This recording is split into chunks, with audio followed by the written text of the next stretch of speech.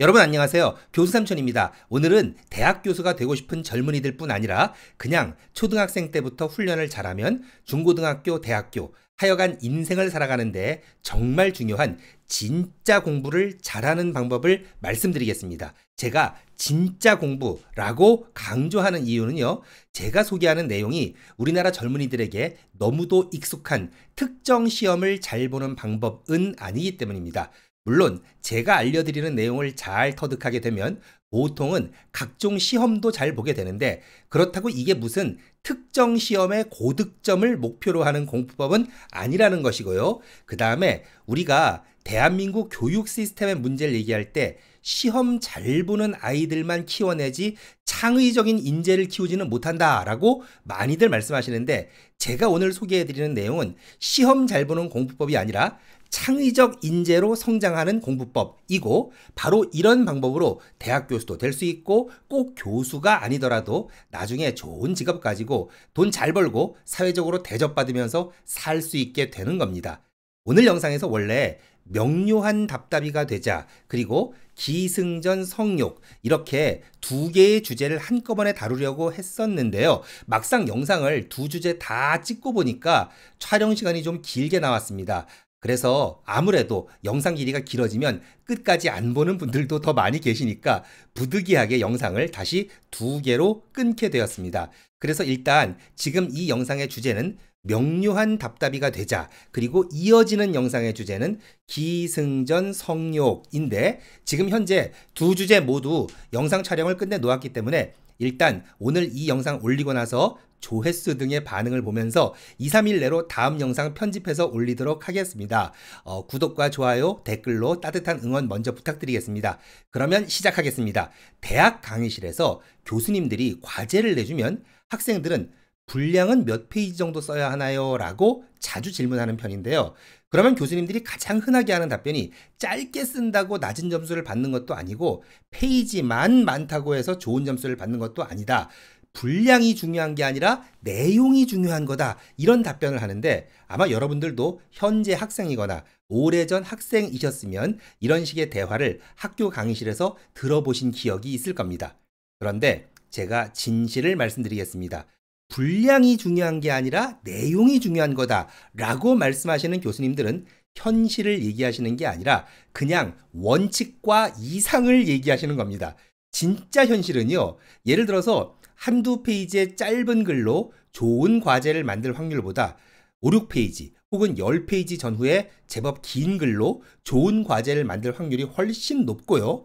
짧은 글로 A학점을 받는 학생들은 거의 없지만 넉넉한 길이의 빽빽한 글로 A학점을 받는 학생들은 무지하게 많고요. 글을 길게 쓰는 학생들은 학점을 못 받아도 B제로는 맞는데 남들 5페이지, 6페이지 쓸 때 혼자 한두 페이지 써서 제출하는 학생들은 대부분 C학점 이하를 받는 편입니다. 이게 현실입니다. 결론은 뭐다? 분량은 중요하다는 겁니다. 그러면 생각해 보겠습니다. 왜 분량이 중요할까요? 그건요. 긴 글을 쓸 수 있는 능력이 곧 지적 명민함, 똘똘함의 겉으로 드러나는 특징이기 때문입니다. 긴 글을 쓰려면요.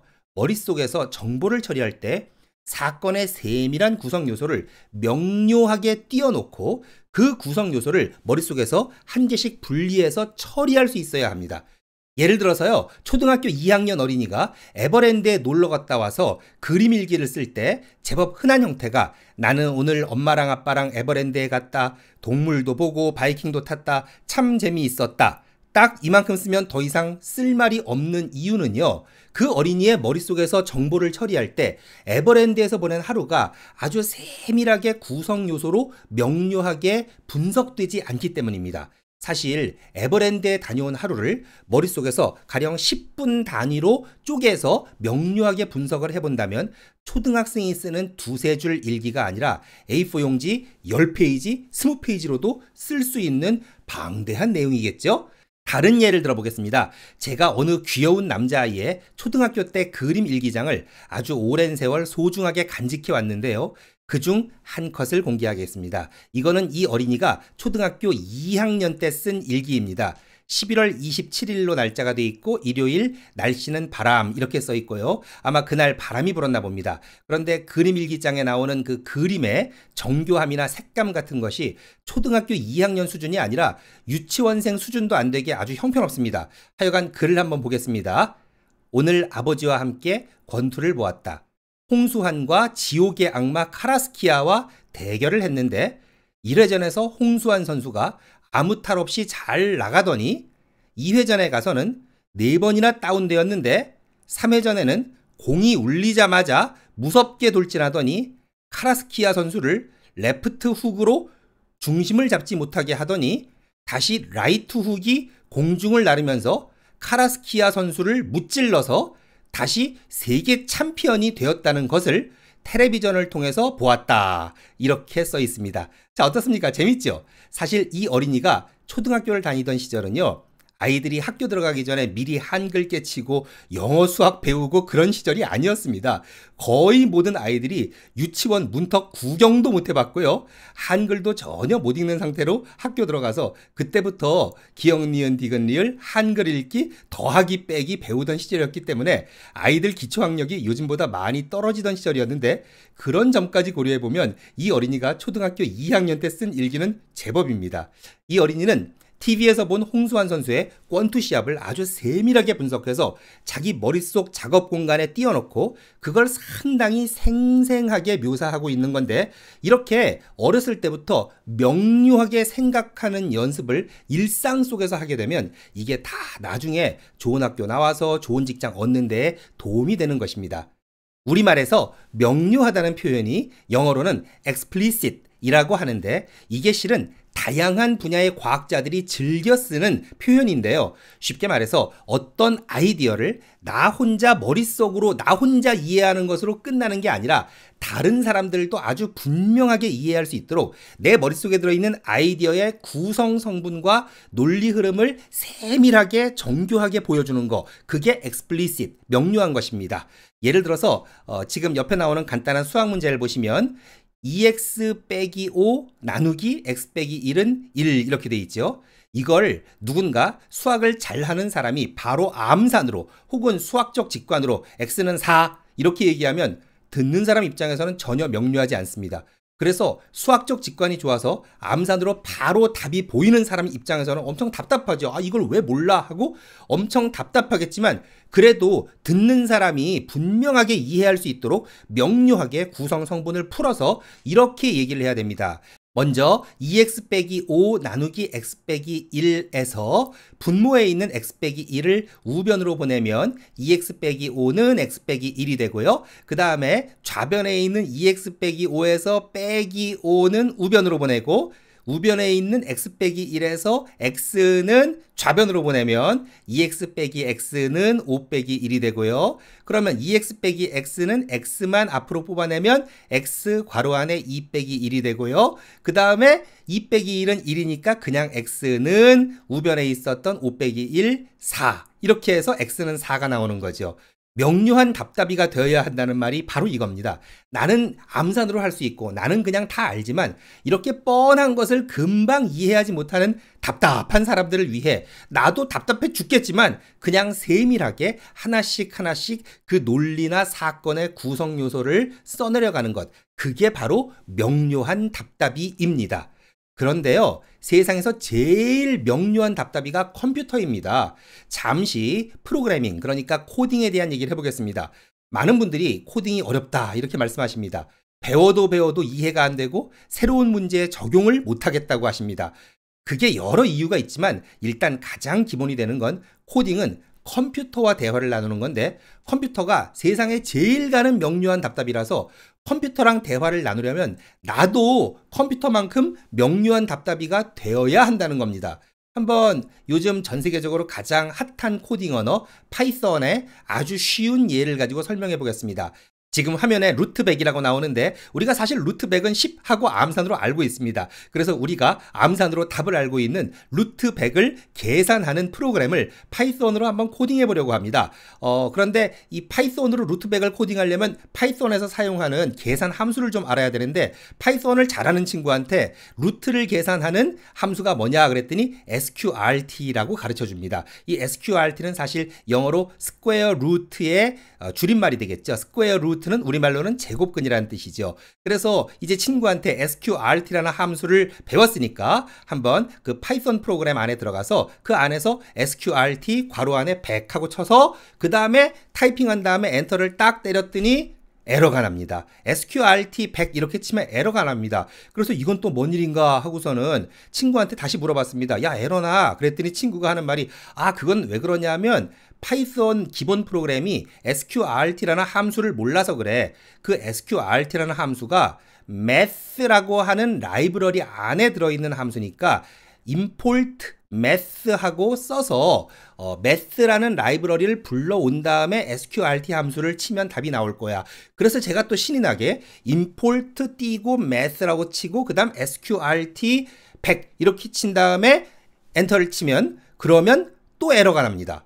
아주 미칠 노릇이죠. 그래서 친구한테 다시 야, 네가 시키는 대로 했는데 또 에러가 났어. 그랬더니 친구가 이 바보야, 그냥 치면 안 되고 import math 한 다음에 sqrt라는 함수가 math에 들어있다라는 걸 다시 써줘야 돼.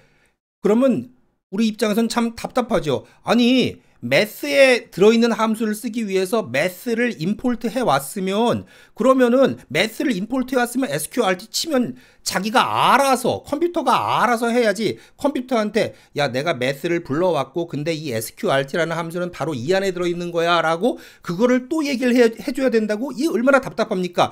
답답하지만 컴퓨터가 원래 명료한 답답이기 때문에 컴퓨터한테 명료하게 얘기를 해줘야 돼요.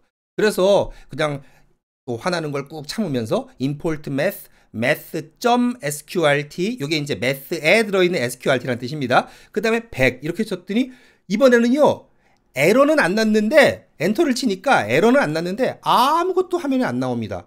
그래서 또 친구한테 전화를 걸어서 야, 네가 시키는 대로 했는데 에러는 안 났는데 아무것도 안 나와. 그랬더니 친구가 넌 왜 이렇게 답답하냐. 컴퓨터는 하나하나 다 얘기를 해줘야 돼. 너가 컴퓨터한테 시킨 거는 sqrt 100 해서 100의 루트 값을 계산하라고 명령한 거지 그 계산한 결과를 너한테 보여주란 말을 안 했잖아. 아니, 계산했으면 보여주는 게 당연한 거지. 그거는 사람이지. 컴퓨터는 명료한 답답이기 때문에 명료하게 계산해라 그러면 계산까지만 하는 거고 그 계산한 결과를 네가 보고 싶으면 계산한 결과를 보여달라 하고 또 얘기를 해야 돼. 아유, 답답해라. 그래서 친구한테 다시 코딩에 대해서 조금 더 조언을 들은 다음에 이렇게 한번 만들어 봤습니다. import math 라이브러리를 불러와라. 그 다음에 a라고 하는 오브젝트를 하나, 이게 이제 오브젝트입니다. a라고 하는 대리인 오브젝트를 하나 만든 다음에 이 a가 뭐냐면 math에 들어있는 함수 sqrt에서 100을 계산을 해라. 여기까지 하면 계산을 합니다. 그 다음에 print a 하고 명령을 내려주면 그러면 비로소 계산한 값을 화면에 띄우는 겁니다. 우와, 보통 답답한 게 아니에요. 말 한마디 하면 척척 알아서 다음 단계, 다다음 단계를 알아서 해주는 게 아닙니다. 그게 아니라 내가 말 한마디를 하면 얘는 그 말만 딱 해놓고 그리고 가만히 앉아 있습니다. 그야말로 같이 있는 친구랑 라면 끓여 먹으려고 야, 여기 냄비에 물 좀 부어서 가스레인지에 올려놔. 우리 라면 먹자. 이렇게 얘기했는데 그 친구가 냄비에 물만 이렇게 부은 다음에 그리고 나서 가스레인지에 딱 올려놓고 그 다음에 불을 안 켜요. 그래서 하도 이상해가지고 야, 너 왜 불 안 켜냐 그랬더니 불 켜란 말은 안 했잖아. 이렇게 나오는 겁니다. 이게 얼마나 답답합니까? 그러니까 그냥 냄비에 물 부어서 가스레인지에 올려 하면 거기까지만 하면 그럼 답답하죠. 그렇지만 명료하게 얘기할 때는 냄비에 올린 다음에 가스레인지에 중간 밸브를 열고 그리고 스위치를 뭐 왼쪽으로 돌려서 불을 켜야 돼까지 얘기를 하면 그러면 명료하게 얘기한 겁니다. 이쯤 되면 여러분들이 명료한 답답이가 되어야 한다는 말의 의미를 이해하실 겁니다. 명료한 답답이는요, 머릿속에 이미 들어있는 내용, 자기는 너무 쉽게 암산으로 다 풀리는 문제, 이런 것들조차도 하나하나 그 내용의 구성 성분을 세밀하게 쪼개서 그걸 하나하나 다 보여줘야 됩니다. 만약에 이거를 글로 쓴다면 어떻게 될까요? 글이 길어집니다. 다른 예로 대학의 학부생들 졸업논문 심사할 때요. 제가 최소 20페이지는 써와라 이렇게 얘기를 하는데 아무리 머리를 쥐어짜내도 20페이지는 죽어도 못 쓰겠다. 내 딴에는 최대한 자세히 써서 폰트 사이즈도 키우고 줄간격도 넓히고 그렇게 해도 15페이지 이상은 죽어도 못 만들겠다. 이런 학생들이 제법 있습니다. 그런데 말이죠. 1977년 홍수환 선수의 타이틀 매치를 나는 오늘 TV에서 홍수환 선수의 권투 시합을 보았다. 홍수환 선수가 다운되었지만 나중에 이겼다. 참 재미있었다. 라고 쓸 수도 있는 것을 1회전에서 홍수환 선수가 아무 탈 없이 잘 나가더니 2회전에 가서는 4번이나 다운되었는데 3회전에는 공이 울리자마자 무섭게 돌진하더니 카라스키아 선수를 레프트 훅으로 중심을 잡지 못하게 하더니 다시 라이트 훅이 공중을 나르면서 카라스키아 선수를 무찔러서 어쩌고 저쩌고 뭐 이런 거 이렇게 길게 쓸 수 있는 원천이 그 사건의 구성 성분을 머릿속 작업 공간에 명료하게 띄움으로써 가능한 것이듯이 대학생이 되어 학사 졸업 논문을 쓰면서 아무리 머리를 쥐어짜내도 15페이지가 나의 한계입니다 라고 얘기하는 것은 결국 명료하게 사고하는 훈련이 부족하기 때문입니다.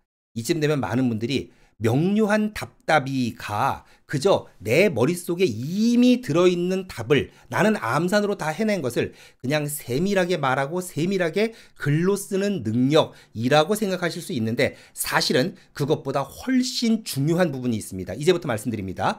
학문의 길을 걸어가면서 머릿속에 떠오르는 많은 아이디어들은요. 대부분 세밀함이나 정교함이 떨어지는 어렴풋한 아이디어 그냥 착상일 뿐입니다.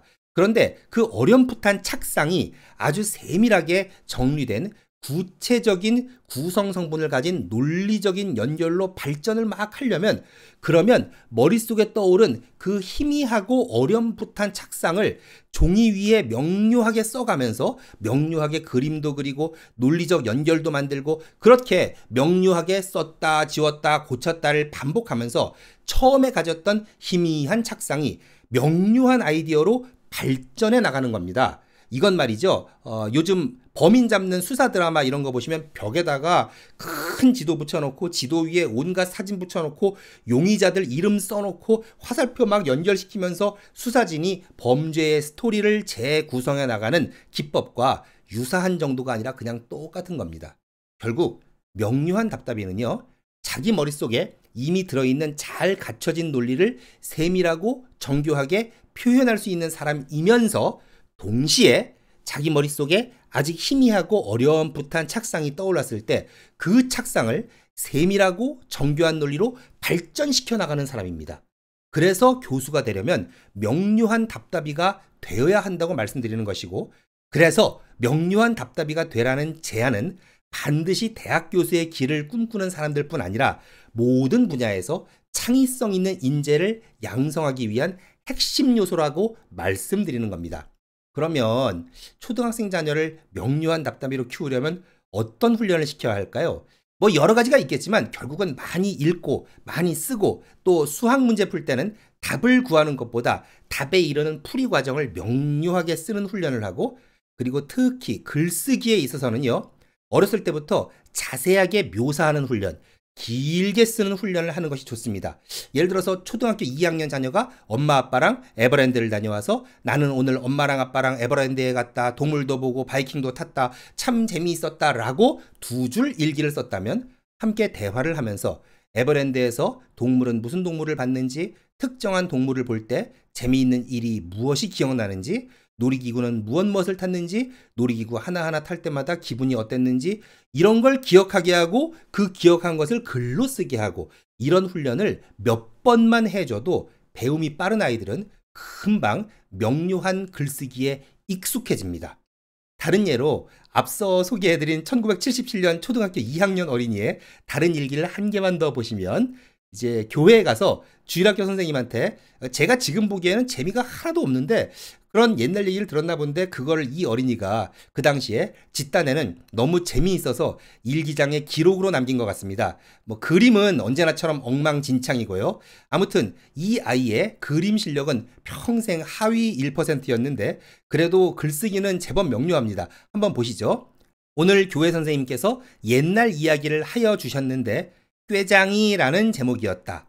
모두 놀러 나가서 사람이 없는 부잣집에 꼬마 혼자서 집을 지키는데 산적떼들이 달려와서 창고 안에 있는 돈을 훔치려고 창고 안으로 산적떼들이 들어가니까 그 꼬마가 창고 문을 잠그고 포도청에서 포도들은 불러가지고 오더니 산적떼들이 나올 때까지 기다리라 하니까 조금 있다가 진짜 산적떼들이 나와서 포도들이 산적을 잡고 돈도 모두 찾았다고 교회 선생님께서는 말씀하여 주셨다.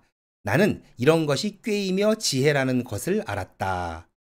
이런 글쓰기가 사실 초등학교 2학년한테 쉽지 않은 것이 일단 낮에 교회 주일학교에서 들은 얘기를 머릿속에 계속 저장하고 있다가 그걸 저녁 때 일기 쓰면서 스토리의 구성 요소를 명료하게 불러온 뒤 그 구성 요소를 타임라인으로 연결시키는 거거든요. 그래서 이런 글쓰기 훈련을 자녀들 어렸을 때부터 시켜주면 좋다는 겁니다. 그런데 명료한 사고는 말입니다. 국어, 영어, 수학, 과학, 사회 이런 스터디, 공부 같은 공부, 진짜 공부를 하는 데만 필요한 게 아니라 음악, 미술, 체육 등 모든 분야에서 필요한 중대한 지적 능력입니다. 예를 들어서 음악의 경우 사람들은 흔히 작곡자가 새로 만드는 노래가 있을 때 처음부터 끝까지 작곡자 머릿속에 다 들어있는 줄 아는데 아닙니다. 사실은 세네 마디의 주제, 그게 착상이거든요. 이 세네 마디의 착상이 떠오르면 그걸 명료한 사고를 통해서 완성된 음악으로 발전시켜 나가는 겁니다. 그러니까 착상보다 더 중요한 게 그 착상을 완성된 작품으로 발전시켜 나가는 능력일 테고 그 능력은 어느 정도 타고나는 부분도 있지만 본인의 노력과 훈련을 통해 더 심화되고 발전하는 겁니다. 미술의 예를 좀 들어보겠습니다. 지금 나오는 화면은요. 2018년에 방송된 SBS 영재발굴단 157회 영상 중 한 장면이고요. 9살이라고 했으니까 아마 초등학교 2, 3학년쯤 되었으리라고 생각하는데 서아린 어린이가 그린 놀라운 작품들 중 하나입니다. 제가 아까 보여드린 홍수환 선수의 타이틀 매치를 묘사한 귀엽고 똘똘한 남자 어린이가 초등학교 2학년 비슷한 나이에 그린 그림과 지금 서아린 어린이의 그림을 딱 보면 타고난 미술 재능이 상위 10만 분의 1인 사람과 하위 1%인 사람의 차이를 보실 수가 있고요. 결정적으로 서아린 어린이가 이런 그림을 그릴 수 있다는 것은 이 어린이의 머릿속 정보 처리 공간에 아주 구체적인 세밀한 명료한 이미지맵을 구성하는 능력이 있다는 소리입니다. 제가 그렇다고 해서 타고나는 것이 전부다, 모든 게 타고나는 거다 이렇게 말하는 게 절대 아닙니다. 그보다는 글이 되었건 그림이 되었건 음악이 되었건 뭐든지 간에 머릿속에 명료한 표상을 만들고 세밀하고 논리적인 내용 구성을 하는 것이 굉장히 중요한 능력인데 그게 훈련을 통해서 발전되고 심화될 수 있다는 겁니다. 그래서 그런 훈련을 통해서 누구나 학문을 포함해서 많은 전문 직업군 속에서 성공할 수 있는 것이고 이런 훈련이야말로 창조적 인재가 되는 방법이지 이게 무슨 수능 시험 잘 보는 방법, 토익 시험 만점 받는 방법 이런 거는 아니라는 겁니다. 이번 영상은 여기까지 하겠습니다. 아무래도 영상이 길어지면 앞부분만 보고 나가시는 분들이 많으셔서 기승전 성욕은 제가 별도 영상으로 올리겠습니다. 이미 촬영은 다 끝났고요. 오늘 영상 조회수 상황 체크하면서 창의적 인재가 되는 또 다른 중요한 공부법 기승전 성욕 영상도 2, 3일 안에 올리도록 하겠습니다. 구독과 좋아요, 댓글 부탁드리고요. 저는 한 명쯤 옆에 두면 좋은 사람 쓸모많은 교수 삼촌입니다. 감사합니다.